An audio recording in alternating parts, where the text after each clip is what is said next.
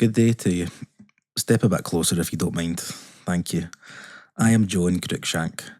I was born on the 9th of June 1923, just round the corner from here, at 43 Fort Street, Ayr. I was called after my father John, who was a coal miner. My mother was Mary. I was their first child. Agnes, Donald and Isabel all came after me. There isn't much to report about my school days or teenage years in Ayr, but by the time I was 20, I had joined the RAF and had been trained as navigator in 35 Squadron based in Cambridgeshire. We were part of Bomber Command, but not just that. 35 Squadron was a Pathfinder squadron. Let me tell you what that meant. At the start of the war, Bomber Command were committed to daylight bombing. Well, you don't need me to tell you that was a bad idea. German fighter planes and ground artillery were far too accurate. The strategy very quickly changed to nighttime raids, but that turned out to be much harder than they'd hoped. Let me give you some statistics. In 1941, it was found that 1 in 3 of all bombers didn't find their target. Of those who did claim to have found their target in Germany, only 1 in 4 was actually within 5 miles of their target. Over the Industrial Ruhr, only 1 in 10 bombers got within 5 miles of its target. That was no good. These raids were extremely costly, both in lives and resources, but the vast majority were achieving nothing. That's where we, the Pathfinders, came in. Over the course of my training, we became skilled in 2 techniques.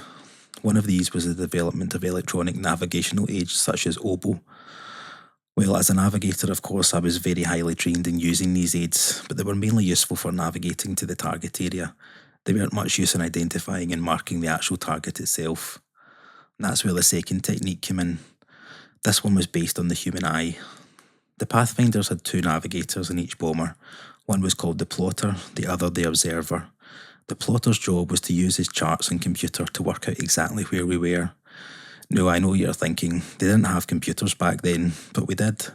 The Dalton computer was used to help with navigation, and what's more, it's still used today. The observer's job was to study the area and instruct the crew precisely when and where to drop the flares on the target markers. We sat side by side on a narrow bench in a small, completely blacked out compartment with only the plotter's small lamp for illumination. During a raid, we sat there beside each other in the darkness for hours and hours. You can imagine how I felt at 20 with all of that responsibility, plus the feeling of total exposure in a little box over an enemy city with explosions and deafening noise all around. Despite all that, I'm proud to say that we, the Pathfinders, were very successful. By the end of the war, 83% of Allied bombs fell within the target area. Obviously, it was a very dangerous job. On the 29th of November 1944, me and the rest of my crew set off on a raid to Dortmund. We never returned. Our Lancaster has never been found.